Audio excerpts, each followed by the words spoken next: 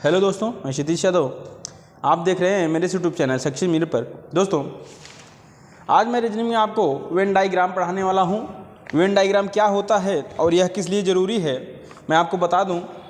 हमारे उत्तर प्रदेश जो police paper है उसमें अब जो बहुत ही इम्पॉर्टेंट टॉपिक है मैं आपको वही बताऊँगा। और अब मैं आपको एक बात और बता दूँ, आपको केवल आइडिया बताया जाएगा, आपको नियम कानून बताया जाएगा 4 सवाल 10 सवाल से, जिससे आप उसको नियम कानून जान जाइए और अपने से खुद से प्रैक्टिस करिए, क्योंकि प्रैक्टिस करेंगे, नियम कानून जानते रहेंगे तभी करेंगे। तो जो नियम कानून मैं आज बता रहा हूँ वेन डायग्राम का, वो नियम कानून जान लीजिए, क्योंकि मैं थोड़े क्वेश्चन से कराऊंगा नियम कानून। आप काफ़ी क्वेश्चन लेकर उस पर प्रैक्टिस करिए, जो ना समझ में आए कमेंट करिए, ठीक है दोस्तों। और जो भी पढ़ा है उसको पढ़ते रहिए कि पेपर बहुत दिन नहीं है दोस्तों, पेपर अब 17 को, आज से 10-12 दिन और है, इसलिए आप ढंग से पढ़िए। वेन डायग्राम दोस्तों 2 टाइप का होता है। वेन डायग्राम हमारा 2 टाइप का वेन डायग्राम होता है।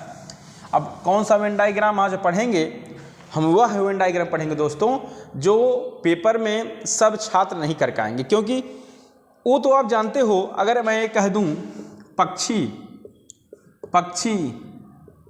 आदमी और जानवर, पक्षी, आदमी, जानवर, अब मैं आपको वेन डायग्राम बना के इसे दे दूं, ऑप्शन 3, 4 ऐसे। अब इसमें कहूँ कौन सा पक्षी, आदमी, जानवर का चारों में से कौन सा वेन डायग्राम ऐसा है जो यह दर्शाता है कि यह तीनों को बना सकता है, ऐसा कौन सा है? ठीक, यह जानवर है दोस्तों, जानवर।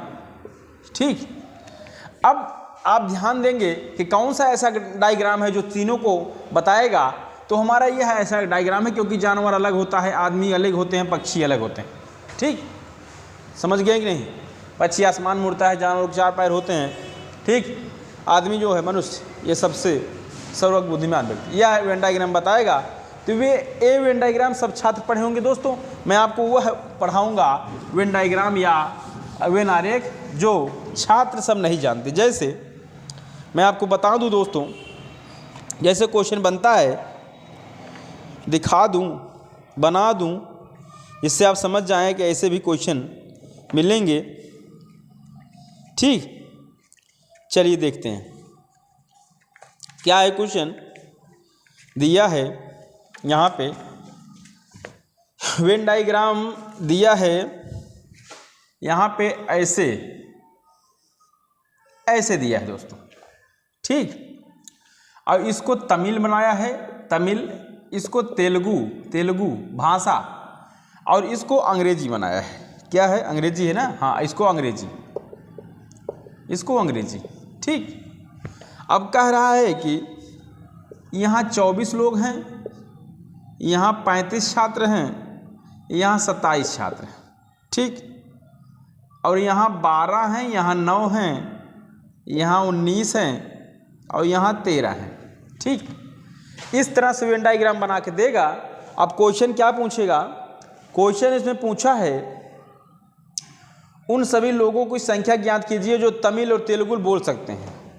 कह रहा है जो तमिल और तेलुगु बोल सकते हैं उन लोगों की संख्या ज्ञात कीजिए। यहाँ पे दोस्तों अंग्रेजी की बात कुछ भी नहीं कहा है, कि यह भी नहीं कहा है कि नहीं रहना चाहिए, यह भी नहीं कहा कि रहना चाहिए। तो हमें तमिल और तेलुगु बोलने वाले छात्र कितने हैं देखना होगा।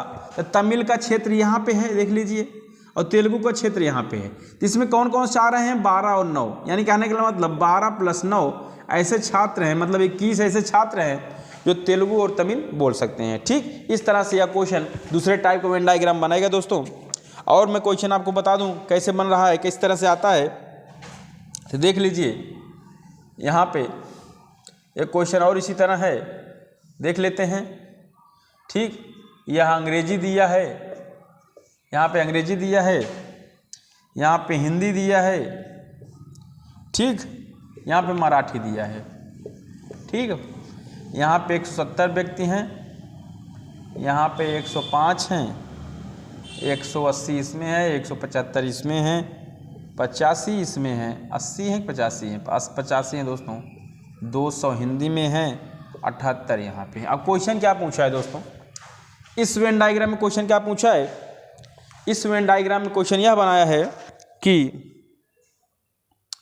ज्ञात कीजिए कितने व्यक्ति केवल हिंदी जानते हैं। इसमें कह रहा है इस वेन डायग्राम में कितने ऐसे व्यक्ति हैं जो केवल हिंदी जानते हैं। केवल हिंदी कहने का मतलब और कुछ नहीं जानते। तो देखिए दोस्तों, हिंदी का हमारा यह वेन डायग्राम है। 200 ऐसे व्यक्ति हैं जो किसी से भाग से सटे नहीं हुए हैं, यानी उत्तर हो जाएगा 200। ठीक। और इसमें में दोस्तों एक क्वेश्चन और इसमें बनेगा कि कितने ऐसे व्यक्ति हैं जो मराठी, अंग्रेजी और हिंदी तीनों भाषाओं को जानते हैं। मराठी, अंग्रेजी, हिंदी तीनों भाषाओं को। ठीक। तो यहाँ पे देखिए तीनों भाषाओं को जानने वाली एक बात मैं बताऊँ दोस्तों। जैसे ये तो अंग्रेजी है, ये तो मराठी है, ये तो हिंदी है। अब देखिए यहाँ पे ऐसा 175 संख्या ऐसी है जो अंग्रेजी में भी आती है, मराठी में भी आती है, हिंदी में भी आती है। यानी कहने का मतलब 175 व्यक्ति ऐसे हैं जो मराठी भी जानते हैं, हिंदी भी जानते हैं, अंग्रेजी भी जानते हैं। ठीक। अगला वेन डायग्राम दिया है, क्या दिया है? एक त्रिभुज दिया है दोस्तों। क्या दिया है? एक त्रिभुज दिया है और इसमें त्रिभुज में है एक वर्ग दिया है। क्या? वर्ग। और इसी में एक वृत्त दिया है। ठीक। और यह शहरी दर्शाता है, शहर को। ठीक। यह परिश्रमी वाली दर्शाता है, परिश्रमी व्यक्ति को। ठीक।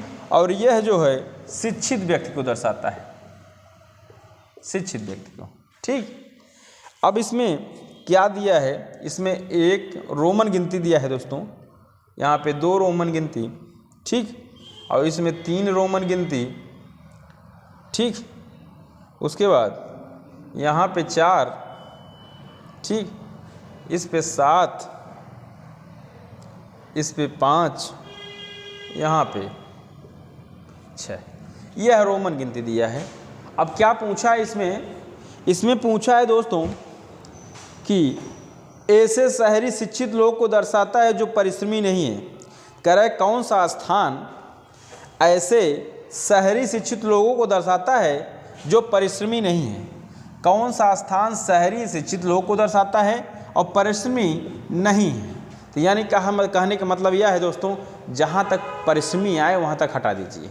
यानी हमारे परिश्रमी की बात की जाए, यह हमारे परिश्रमी वाला क्षेत्र है। ठीक। अब इसको हटा देंगे तो शहरी और शिक्षित कौन सा स्थान बच रहा है? यह 4। यानी ये दोनों हमारा दर्शाता है 4 ऐसा स्थान है जहाँ पे परिश्रमी और शहरी दोनों आते हैं। ठीक है दोस्तों।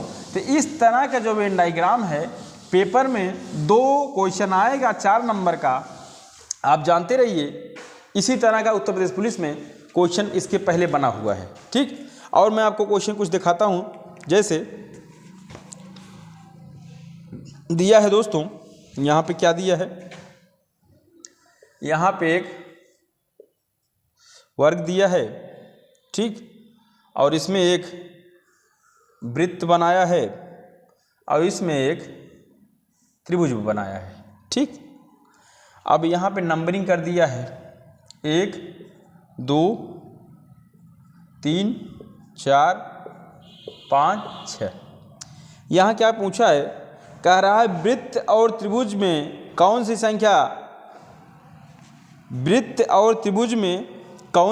केवल मौजूद है।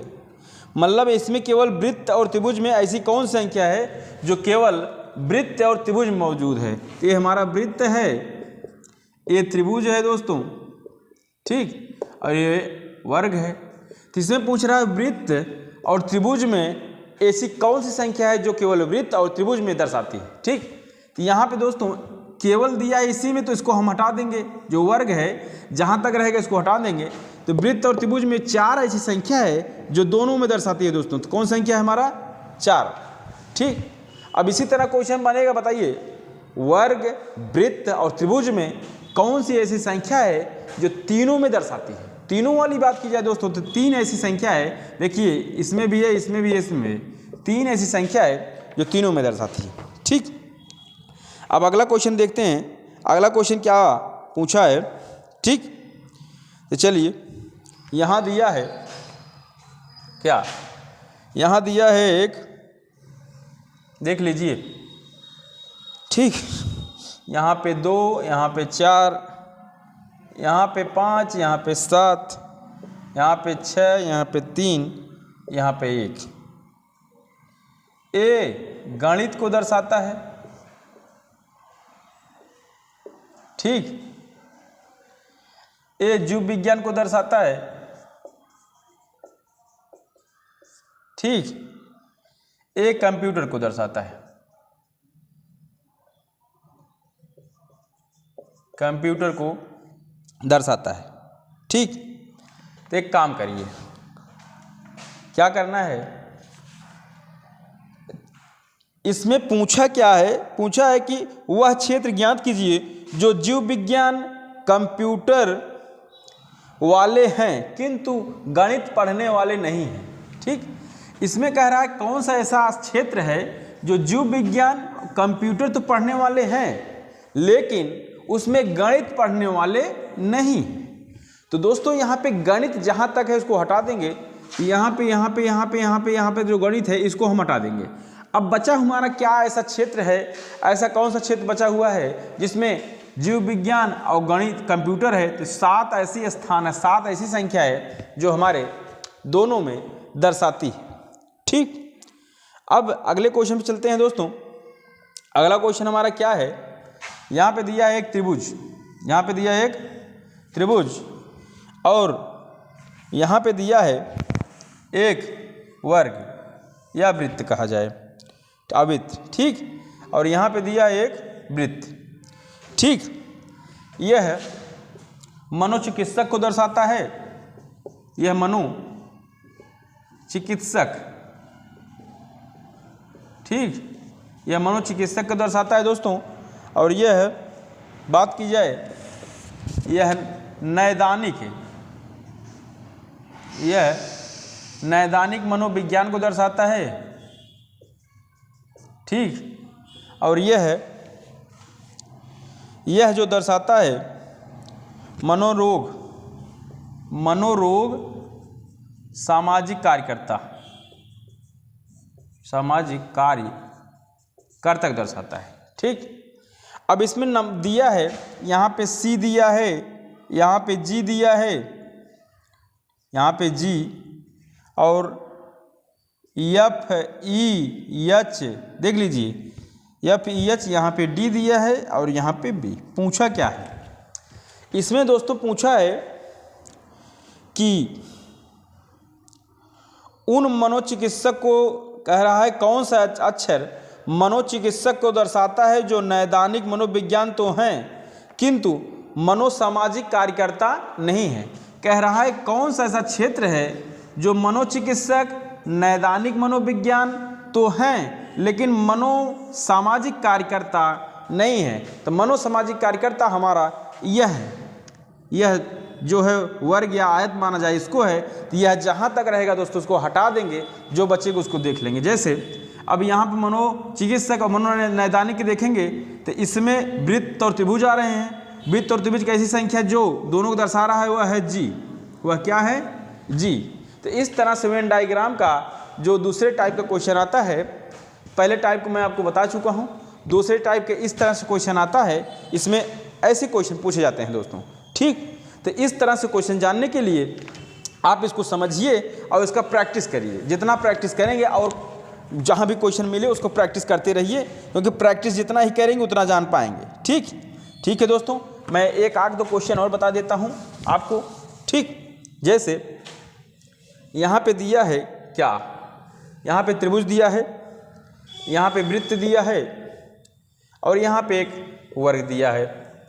अब यहाँ पे पूछा है जो वृत्त है एक क्रिकेट खेलते हैं, ठीक, जो यह है हॉकी खेलते हैं, जो वर्ग है वर्ग वो दोस्तों हॉकी खेलते हैं, हॉकी वाले हैं, ठीक। और जो त्रिभुज है ये बैडमिंटन खेलते हैं, बैडमिंटन, ठीक।